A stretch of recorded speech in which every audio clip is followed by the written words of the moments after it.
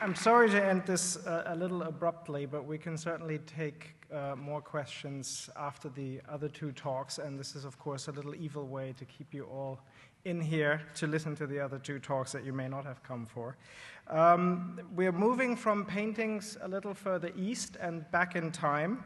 And for those of you who remember the stunning exhibitions already held at the Met about Byzantine art, there's another one to follow. These were organized by our next speaker, Helen C. Evans, Marian Michael Jaharis, Curator of Byzantine art in the Department of Medieval Art and the Cloisters. Her talk is entitled Icon, a Word with Many Meanings, and I may add to that the younger generations of scholars and curators, to us, Helen is somewhat of an icon herself, so I look forward to her talk.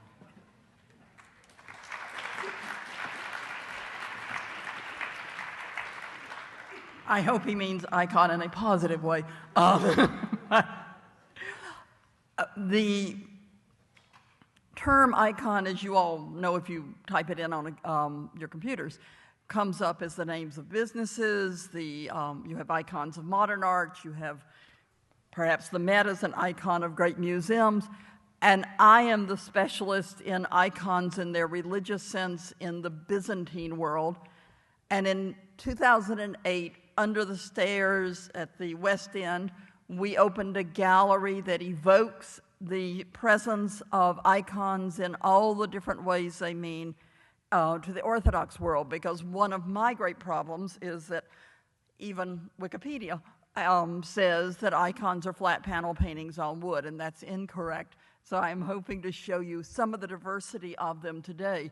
This is our apps. Almost all of the works I'm talking about today are ones that you can go out in the galleries and look at. And you have an evocation of the type of barrier that you think of if you see Orthodox churches, the Iconostasis, the icon barrier between the public and sacred space of a church. Ours is extremely wide because in consulting with a variety of Orthodox priests, it was agreed that if I made it wide, then it wouldn't suggest that women couldn't go beyond it, which is what is true in Orthodox churches, and we certainly were not going to make this a space restricted to men only. We have the type of panel paintings here, the Virgin and Christ, that one would see on an iconostasis. You may think of them as a great barrier, but in the Middle Ages, which is what this evokes, they were this simple, and they were often made of marble. They had limited amount of wooden paintings, if any, and in fact, the panels across here of metal come from an early iconostasis and would have originally shown scenes of the life of Christ in very bright and shiny brass, which would have looked like gold and therefore been a cheap gold icon stand. The cross before it, as we will see, is also part of this world. Let's see if I'm doing this right. The one icon I'm going to show that is not part of our collection is, in fact, from about 1453, which is when the Byzantine Empire, that is my area, ends with the Ottoman conquest, and is a quite wonderful icon of icons. So you have Ephraim the Syriac, the 4th century hymnographer who lived in Syria, thus his name, who wrote many of the earliest hymns that we still sing today about the Virgin.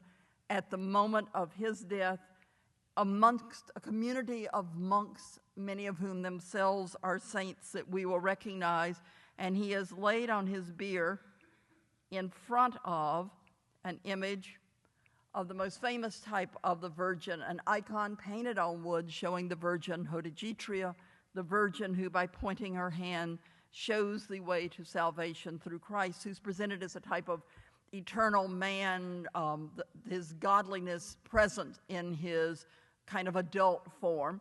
And on his chest is an image of Christ at the moment of his death. It's an image that becomes incredibly popular in the Western world and that Marian Ainsworth discussed at some length in my exhibition, Byzantium, Faith and Power, because it is an image developed in the Byzantine Orthodox theological community that becomes so important in Western Catholicism that there'll be a show on it in a year or two. But it is the moment when Christ is totally dead, the moment before his resurrection. It's processed in the Easter services of the Orthodox Church, and so having it here is to make Ephraim at the same moment in his life before he will ascend, and you cannot see it anymore, but up here you have his soul being carried to heaven. And here you have a monk praying to an icon. So this is an icon of ways to venerate icons. And the best example of that type of panel painting on wood that we associate with icon when we think of religion that we have at the museum is this quite wonderful image of the presentation of the Virgin, where the Virgin is bringing the Christ child here to Simeon, Anna, and Joseph. And what you should notice about it that makes it both totally part of the tradition of the presentation of the Christ child in the temple, one of the great feasts in the life of Christ, and something typical of the 15th century when it was painted, is that the Christ child is not the center of the scene. Michael has just talked about people in England and their paintings. This is the same type of problem. The Christ child, who should be the focus, has become, by his gilding, important, but the focus is the Virgin. She's center. She is the person you look at first. She is the person that people pray to for access to the Christ child, and that's probably the reason she has been moved to the center of the scene, because by that date, the Virgin has become exceptionally important in both Western and Eastern Christianity as a way of access to the holy. The icon itself may have been on an iconostasis, because as they develop, there is a row of them that are totally devoted to the life of Christ, or it may have been on a stand, which would not look totally different from this podium, where in an Orthodox church on each day, the particular event venerated in the Orthodox calendar has an icon related to it put forward for the public. But what allows us to have any of these icons is the resolution of a great debate held in the 7th, 8th, 9th centuries over whether one could use images to contemplate and consider the holy. And the iconoclastic controversy, as it's called in the East, is resolved in 843, but in the Second Council of Nicaea in 787, you get a definition of icons which is is the accurate definition that survives today. We decree with full precision and care that, like the figure of the honored and life-giving cross, the revered and holy images, whether painted or made of mosaic or of other suitable material, are to be exposed in the holy churches of God, on sacred instruments and vestments, on walls and panels, in houses and public ways. These are the images of our Lord, God, and Savior Jesus Christ, of Our Lady without blemish, the holy God-bearer, and of the revered angels and of any of the saintly holy men. The more frequently they are seen in representational art, the more are those who are then drawn to remember and long for them, who serve as models, and to pay those images the tribute of salvation and respectful veneration. So the earliest work in our collection that relates to this proclamation is, in fact, this cloisonné enamel box. And you would say it's a container for a relic because inside originally, I keep pointing this in the wrong direction. Inside originally there was a relic of the true cross, the cross which was preserved by that date in Constantinople, the capital of the Byzantine, or as it called itself, the Roman Empire. And this would have been an incredibly impressive and important gift, certainly given from the emperor to someone who had either performed a great service or as a diplomatic gift to gain a reward in terms often of soldiers, seems to be the ones we know about. And the image of Christ on it harks back to the very earliest images of the crucifixion that survived from like the 6th century when Christ is dressed in the purple collobium. So you have a reference in a work of the 9th century to the icons that existed before Iconoclasm, and you, in holding this, because it's a very small object, would contemplate the sacrifice of Christ and the cross, the piece of the cross that brought you close to that sacrifice. In the same period, you have new images developing, because icons, like all things, evolve to meet the needs of the spiritual communities who venerate them, use them as a way to contemplate the holy by thinking of what they mean. And one of the themes that develops in the Middle Byzantine century, which you saw echoed in the depiction of Ephraim that we just saw, is the Dormition or Coemesis of the Virgin, who is here on the bier, with the image of Christ who has descended from heaven to take her soul, which looks like the small Christ child at birth, to heaven, and the angels above are there to greet him, and where it was other monks who had come to see Ephraim, for the Virgin, of course, it is the apostles. And they have arrived to Ephesus, where this is supposed to have happened in modern Turkey, to attend her eternal sleep, because the Virgin who has borne the Christ child cannot descend into Hades, and it's a very complicated theological argument. But what I want you to notice is it's not a panel painting on wood, it's in fact carved of ivory. And more importantly, it is dramatically high relief. It is, if you can look at the undercutting of the angels who swoop down, the tremendously wonderful expressions of grief on the saints. You're undercutting here. This is Paul at the foot of the Virgin. You see the type of image that the statement of the Council of Nicaea approved. It is not a denial of solidity.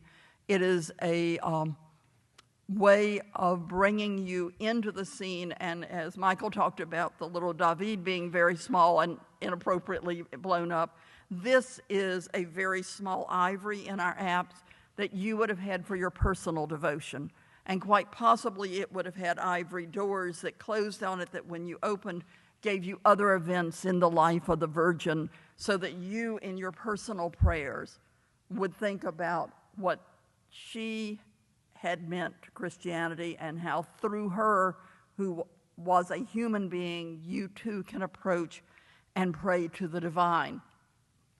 The point in icons is to contemplate the other, and one of the great collections that we have are these rondelles of cloisonné enamel, which are technically superb works of most complicated coloring, and you should go look at them for that. But they were originally part of a frame, and we have arranged the ones that we have in our galleries in that frame-like form. The missing ones, which you can easily see where they are either gone forever or at the Louvre and in Georgia. And this actually emerged from what is now the Republic of Georgia during Czarist period and became part of the collection of J. Pierpont Morgan, by which it came to the Met. And we have photographs that show a metal icon originally in the center, a standing figure of the Archangel Gabriel that is lost. So my effort to give you a sense of that is this stone carving in our apse of the Archangel Michael. And you would contemplate the archangels because they are the guardians of heaven. They perform major roles in judging the dead, for goodness or worse, for being the source of the annunciation to the Virgin of the coming of Christ. This is Michael, as we know, because his name is inscribed in a very simple way up at the upper left corner. So if you make him out of metal and insert him in the middle of these enamels, you are looking at an angel who is bringing you into the world of the theology of the Orthodox Church. And across the top, the three images are central to Orthodox icons. We have them in all sizes. If you go in the sculpture hall, there's a painted copy of the same theme in monumental size, and we will see one in a very tiny size. This is Christ, Pantocrator, world ruler. You see him in the domes of Orthodox churches. So you as an Orthodox looking at this frame would take this rondelle in which he holds the word and preaches to you, and projected into the church, which is itself a type of giant icon. You would have the Virgin and John the Baptist, John the Prodromer, John the Forerunner, both of whom are human, and both of whom represent in Orthodox theology aspects of Christ's life. John is of the house of Levi. He is part of the rabbinical tradition of Judaism, and the Virgin is part of the house of David. So you have both the religious and the secular power presented in them. And then the fathers of the early church, Peter and Paul. And Peter, you will notice, does not hold the keys, because the keys are the keys to the kingdom that are the basis of the Catholic claim of the supremacy of Rome, and one not accepted in the Eastern Church. And then John and Matthew and Luke, and we should have had Mark here. And that arrangement, which is our theory on what it was, is based on the direction of the eyes, because in the Orthodox world, you show rank by where your eyes are headed. So since their eyes are looking to the center, they must have been looking at the angel Gabriel in the center. And the arrangement, which certainly is not our construct of Matthew, Mark, Luke, and John, is almost certainly based upon the fact that by this period in the around 1200, the Orthodox world makes use of a rearrangement of the gospel text by the way they are read in the liturgical year. So they open with John and the reading for Easter, and that would give him his primacy in this arrangement. And then across the bottom are the saints, the most accessible to us, and the one here, dressed not in armor, but in the robes he would have worn at court, the formal dress like you would wear if you were going to see Obama and you were a general, is St. George, who was a soldier who dies in the 4th century and whose first great center of veneration is in modern Syria, and goes on in our mind to be George in England and George on German sculpture and George everywhere else. But George begins in the East, and he is therefore depicted as a courtier who would have been at the Byzantine court seeing the emperor. If you were looking at that icon, you were contemplating, if you cared to, all the aspects of the hierarchy of Orthodox theology. But if you were particularly drawn to your need to pray and your need to have access to the divine in Christ, increasingly your favorite route, as in Western Europe, was through the Virgin. And this image, which is disastrously overblown, if you go look in our corridor on the south side of the building, there is a case in which we have a magnifying glass hanging beside it so that you can see the works. This, in reality, is less than an inch tall. It is an incredible tour de force of an enameler's art, and has been studied in those terms by our objects conservation department. What you have is a very tiny pendant, and on one face is Jesus Christ, as it is labeled, King of Glory, and he is in exactly the same pose as Pantocrator that we saw in the Giamatti enamels just a moment ago. And on the reverse is that same image of the Virgin that was in the Giamatti enamels, and she is praying to the figure on the other side. I'm having as much trouble as Michael with this. But if you look at the eyes, Christ is not looking at you. He's looking to the side, so he is looking around to his mother, and possibly the little squiggly broken pieces of metal at the upper side here would have been the hand of God extending into the picture that we'll see in a moment. And she holds her hands in the prayer pose of the Orthodox Church, which is like this, which extends from the earliest prayer pose in which her hands are out to the side. So you would pray to the Virgin, the Virgin would pray to her son, and you might or might not be successful in your request, but you would feel incredibly protected, and this would be both an encolpion and an icon. And in the center of our new apps, we have an incredible and quite marvelous lectionary, one of those books arranged by their readings for the year.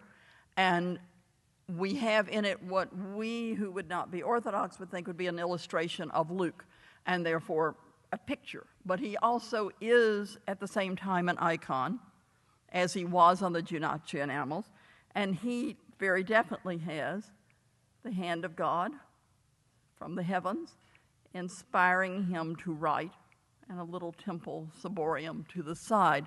So you are brought into the role of Luke as the voice of the divine that enables you through the word to approach the divine.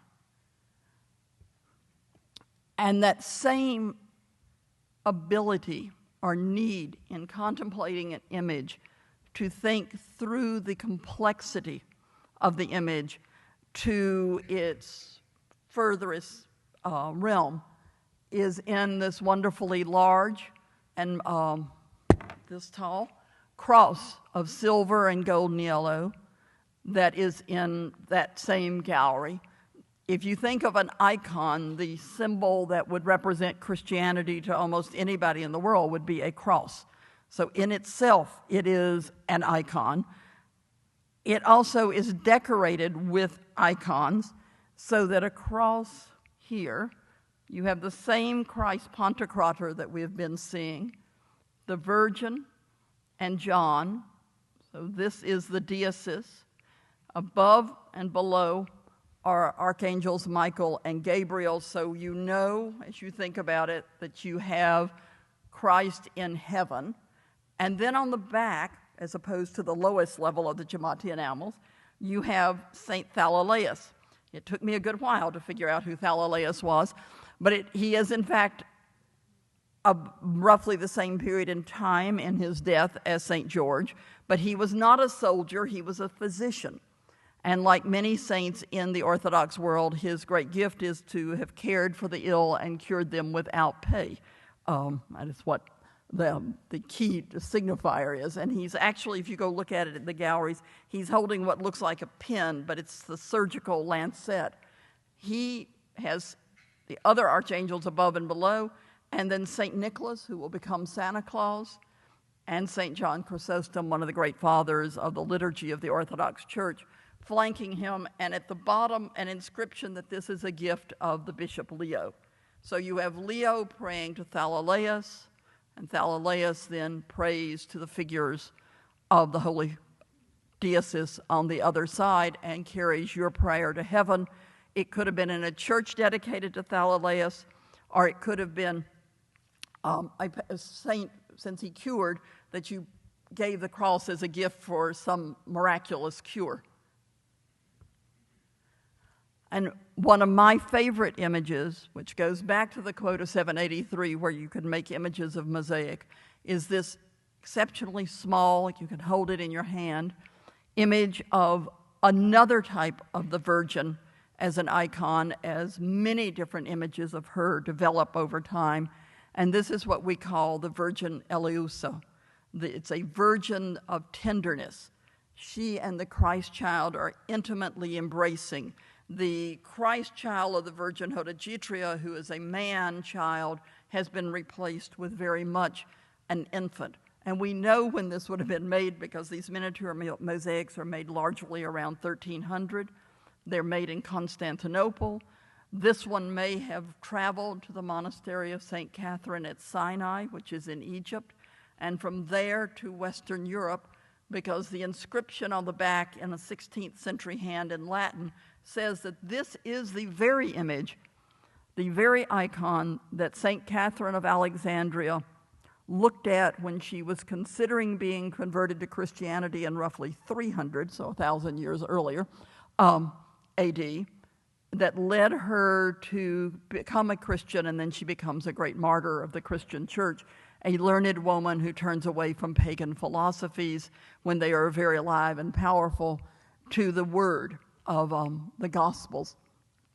We restored this in the same way that Michael was speaking about restoring the paintings with a great deal of consultation between our objects conservation department and those of us who work on this material and a great deal of looking at comparative material, because at some point, probably about 30, 40 years ago, someone tried to restore it and used a solvent that turned to liquid the beeswax that these little tiny tesserae were inserted in, and then they kind of floated like little islands on the sea of beeswax till we could figure out how to put them back together. Have hope. I am finishing, and we will be back on time. That image of the Virgin and Child is one that takes you to the sense of a very human mother holding a very human small child, and of a great sense of intimacy, and like the Virgin Hodegetria, the Virgin Eleuso becomes an image that is transformed in various ways in the Latin West and in the early years of the Renaissance, when there's a great deal through the Crusaders and through the Franciscans and the Dominicans of contact between the East and the West. These images intertwine. But someone had an image of the Virgin. If you don't punch it at exactly the right place, it doesn't punch. In the blue stone, you have the Virgin enthroned, holding the Christ child in a much more formal pose, facing you as kind of a man-god, and flanked by angels. And this is in miniature, the type of image you would see in the apse of a church. And in fact, if you go to the Cloisters, you can see the apse of a church, which is painted in a vaguely Byzantine style, with the archangels wearing Byzantine imperial dress. That is this very scene. So it's a scene both in the East and one that travels beyond. And if you remember the painting of the narrow, tall painting of the saint that Michael was showing you, he had a very similar pendant, equally elaborate, on his breast. The center stone was carved in Constantinople. I think the border was added in Russia, and that it probably went with a prelate being sent from the Patriarchate of the Orthodox world in Constantinople to serve in Russia, and was worn by that prelate on his breast, and probably worn in very formal situations. And in contrast to that is this work, which is under 2 inches tall in our gallery, which must have been owned by someone with a great affection for this small steatite image of Christ, not as the Pantocrator, not as the figure in heaven, but Christ the Emmanuel, Christ the Word made incarnate, Christ the Logos. And he, shown in this childlike pose and becoming increasingly popular as the Byzantine world has emperors named Manuel, who then take this up as the image on their coins, was owned by someone who either kissed it, which is a form of veneration that is popular in the Orthodox world, or touched it regularly, because ultimately his eyes are made so moving because his nose has been worn away. And that's not abuse. That's someone who over and over has touched or kissed and simply abraded the stone through devotion. And of the works in our collection, I think it is the most moving statement we have of an icon as an object through which one has consistently tried to reach the divine for prayer. And I'm going to end by returning briefly to the issue of what an icon is. An icon is any image for veneration in the Orthodox world, which by its later medieval centuries, and particularly in Russia, becomes a panel painting on wood and flat.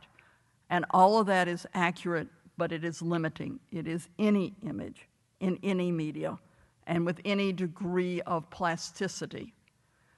But at the beginning of the 20th century, when modern art, which was brought up a moment ago with Leger, is beginning to emerge, there is an entire period in which icons are seen as the way that modern art will reject the Renaissance realism and go for an abstraction that they associate with such paintings. And so the painting of the presentation that we saw in the beginning was a gift to this museum by Lily Bliss in 1931, a woman who gave wonderful works to what is now the Museum of Modern Art, and it fits into this debate over icons and how they fit into modernity. And I learned last night at dinner that there was recently an exhibition in Athens in which Andy Warhol was included with some of his large portraits of people like Liz Taylor as an icon painter because he was raised in the Orthodox Church, and the argument is that these works of his would have been influenced by the icons like we've seen of his childhood. But the bleeding between these worlds begins earlier. And my last work to talk about is, in fact, back to Crete, back to the 15th century. This is painted about 1490, so a few decades after the fall of Constantinople, by a painter, Nicholas Sepphoris, who cheerfully writes his name on the bottom in Latin. So he certainly wants people that read Latin to know he painted it. Therefore, they are potentially his patrons, one would assume. But he puts that it's on the way to the cross in Greek at the top. And he has Christ carrying the cross in the purple robe that we saw on the reliquary icon. But he has Christ carrying the cross, and in the Orthodox Church, Christ does not carry the cross. He goes with the carrier of the cross to Calvary. And we own this not because we acquired it as an icon, but because we acquired it as a study work by Bashford Dean, who was the great figure that developed our arms and armor department, who was interested in the Western armor and the Orthodox or Byzantine armor, in his opinion, that was on this work, and it remained in the arms and armor department till very recent years. And I also put it as my last work because Michael Gallagher cleaned it as one of the first works he cleaned when he came to the Metropolitan Museum.